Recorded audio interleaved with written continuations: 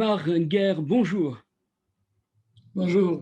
Vous êtes le président du comité Afrique du MEDEF international, mais vous avez un passé de grands patrons, notamment vous avez travaillé au groupe Total.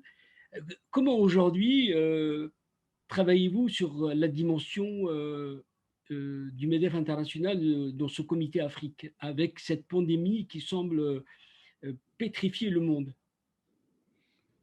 Bien, écoutez, nous, depuis le début de cette pandémie, les membres du comité Afrique du MEDEF, évidemment, précisément parce que c'est des entreprises qui sont installées en Afrique, ont très rapidement compris les enjeux qu'il y avait. Il y avait évidemment un enjeu sanitaire. L'enjeu sanitaire, c'était de prendre toutes les mesures qu'il fallait prendre, les gestes barrières, etc., de manière à limiter la propagation de l'épidémie. Et j'allais dire, de ce point de vue-là, l'Afrique, malheureusement, a une très grande expérience de ce type d'épidémie. Mais il y avait un autre sujet sur lequel nous avons assez rapidement interpellé les gouvernements, et j'allais dire, nous avons commencé, nous, entreprises françaises en Afrique, par mettre la main à la poche. C'était tout ce qu'il fallait comme mesure d'aide à l'économie.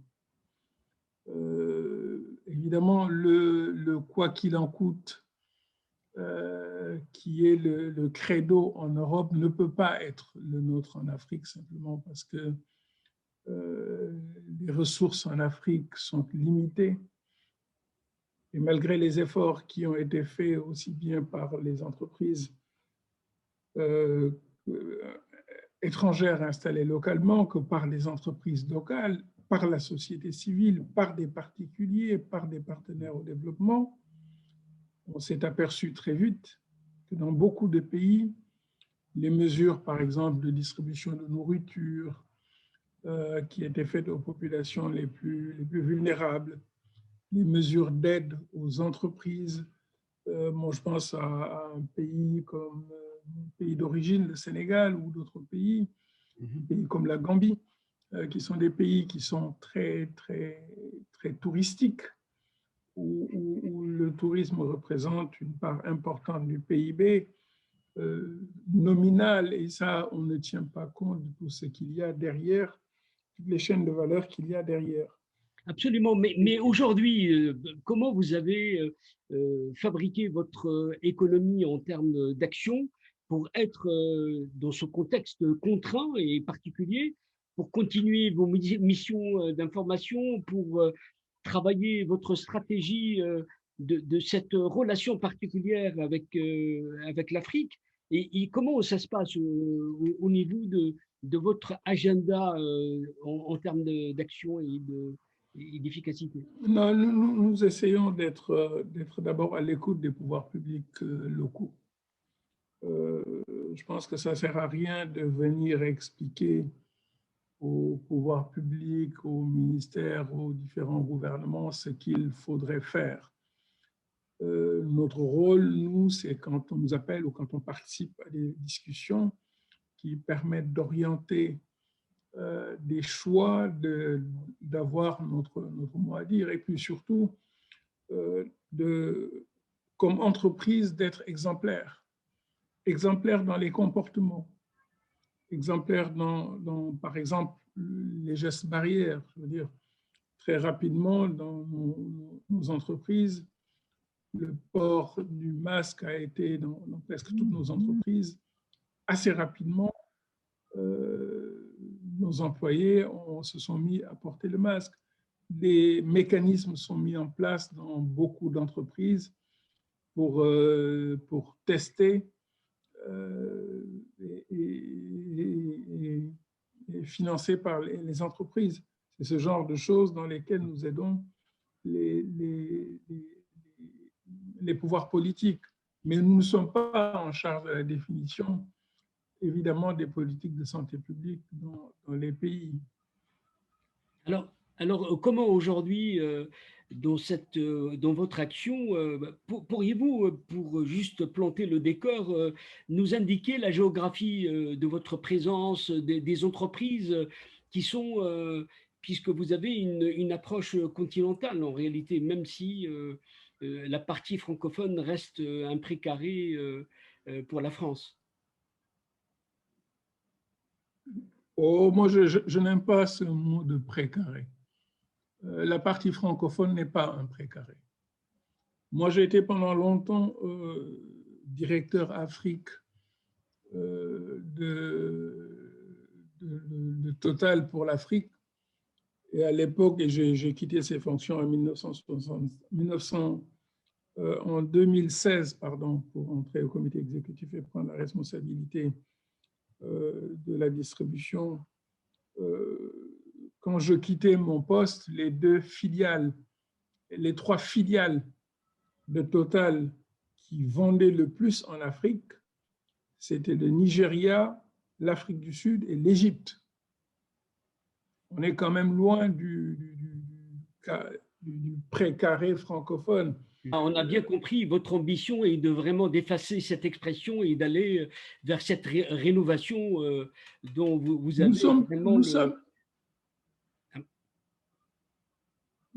les entreprises françaises sont partout en Afrique. Elles ne sont pas seulement en Afrique francophone, elles sont présentes. Les entreprises adhérentes au MEDEF sont partout en Afrique. Elles se sentent partout chez elles. Dans certains pays d'Afrique, elles sont implantées depuis des décennies.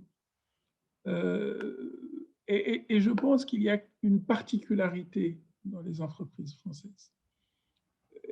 Et je pense qu'on ne le dit pas assez dans le monde de compétition dans lequel on est, c'est que je crois que les entreprises françaises savent faire des partenariats. Quand vous regardez, je vais pas les citer, mais quand vous regardez les principales entreprises françaises en Afrique aujourd'hui, qu'il s'agisse du secteur de l'énergie, qu'il s'agisse du secteur des télécoms, qu'il s'agisse du secteur bancaire, etc., vous vous rendez compte que vous avez affaire à des gens dans le secteur du BTP, dans le secteur de l'eau, vous vous rendez compte que vous avez affaire à des entreprises qui, dans la plupart des pays où ils sont implantés, ont réussi à bâtir des partenariats avec des entreprises locales. Et ça, je pense que c'est une spécificité très française qu'il nous faut continuer à préserver. Nous sommes des investisseurs au long cours. Les entreprises françaises viennent très rarement sur des projets pour 1 an ou 2 ans. Elles y viennent parce qu'il y a des appels à projets. Mais en général, vous vous rendez compte que quand elles viennent sur des projets, elles s'appuient souvent sur une filiale qu'elles ont dans le pays qui existe depuis 50 ans, depuis 60 ans, depuis 70 ans. Et c'est cette présence-là qui fait, je crois, notre particularité, non seulement en Afrique francophone, mais sur le reste de l'Afrique. Ce dont l'Afrique aujourd'hui a besoin particulièrement, c'est avec ce poids démographique et le poids de sa jeunesse aussi, c'est d'éducation, de formation, de transfert de savoir-faire. De ce point de vue, quelle est votre action pour aller plus loin dans cette direction? Je pense qu'il nous faut aider à bâtir un modèle africain de développement, comme à l'époque les Asiatiques ont bâti un modèle asiatique de développement en s'appuyant sur des micro-entreprises, des toutes petites entreprises individuelles.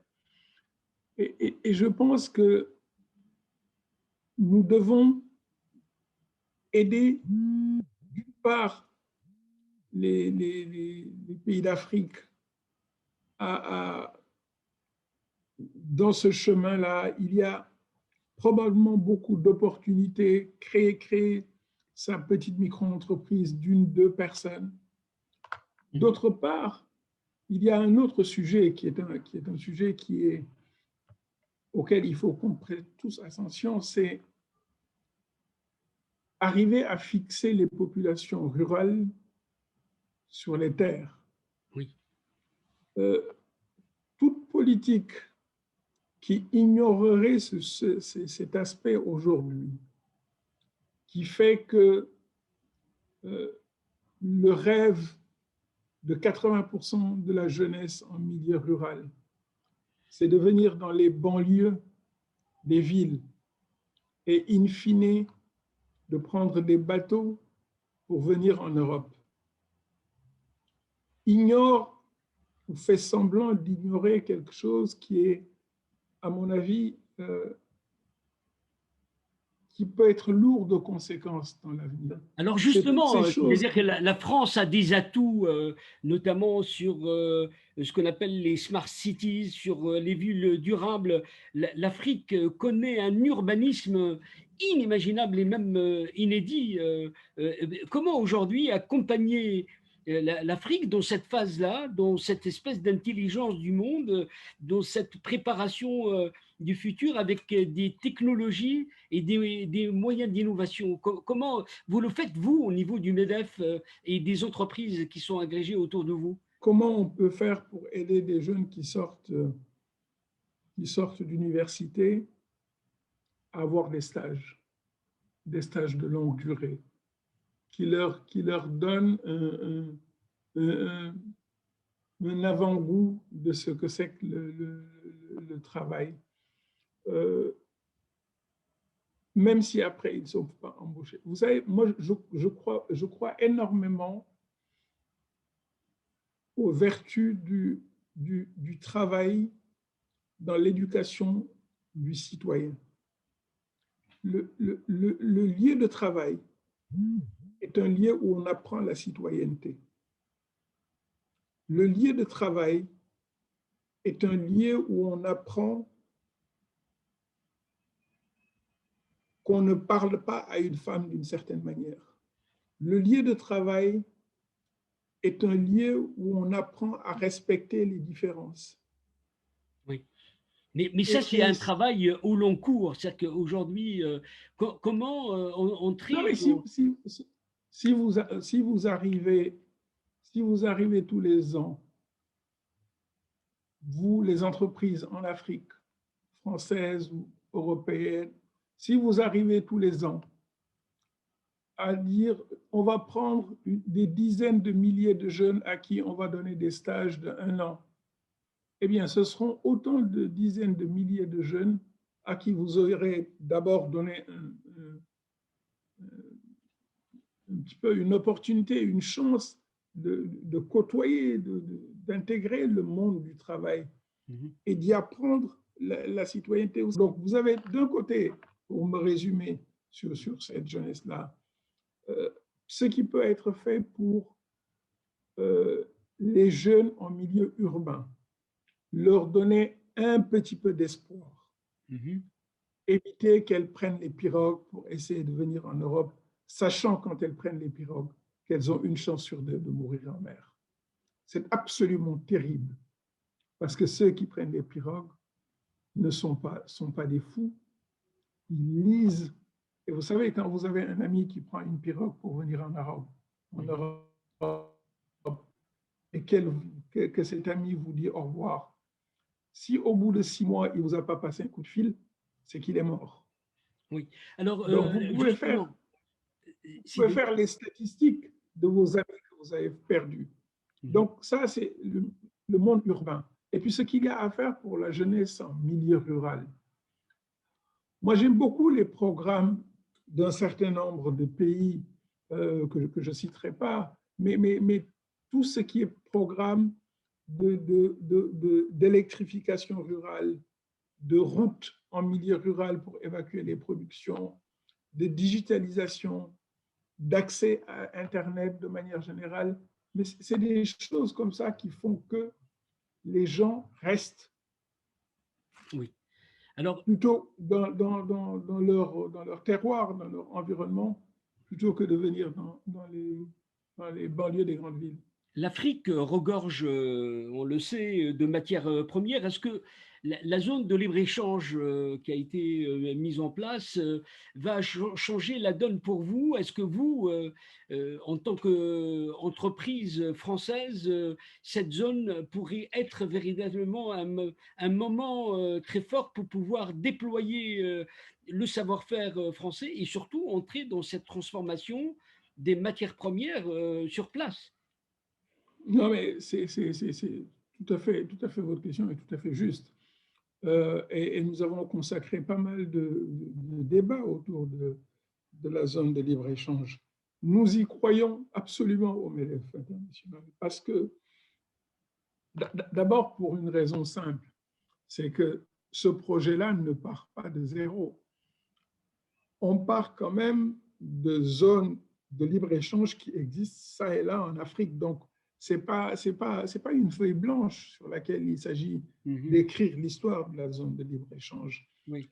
Il y a en Afrique de l'Est, en Afrique de l'Ouest, en Afrique centrale, il y a des zones qui fonctionnent plus ou moins bien, mais il y a des zones qui fonctionnent. Je veux dire, si vous êtes un Ivoirien aujourd'hui, vous voulez vous installer au Mali, vous avez besoin de rien, vous vous installez comme un Malien, vous avez besoin d'aucun document administratif autre que votre carte d'identité ivoirienne. Donc, et puis les marchandises se traitent, vous exportez, les exportations à l'intérieur des zones se passent très bien. Bon, alors évidemment, il y a toujours, on peut toujours améliorer ça. Donc, on part pas de rien.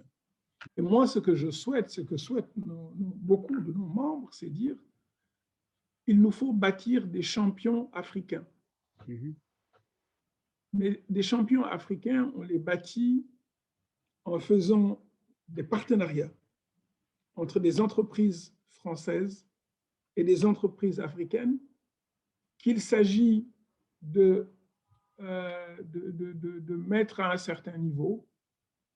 Vous êtes une entreprise africaine, vous exportez sur 4 ou 5 pays, mettons-nous ensemble et faisons en sorte que le jour où la zone va s'élargir au-delà de la zone économique aujourd'hui de la CEDEAO ou de la zone ECA en Afrique de l'Est, faisons en sorte que nous ayons un outil qui nous permette de passer à une autre échelle.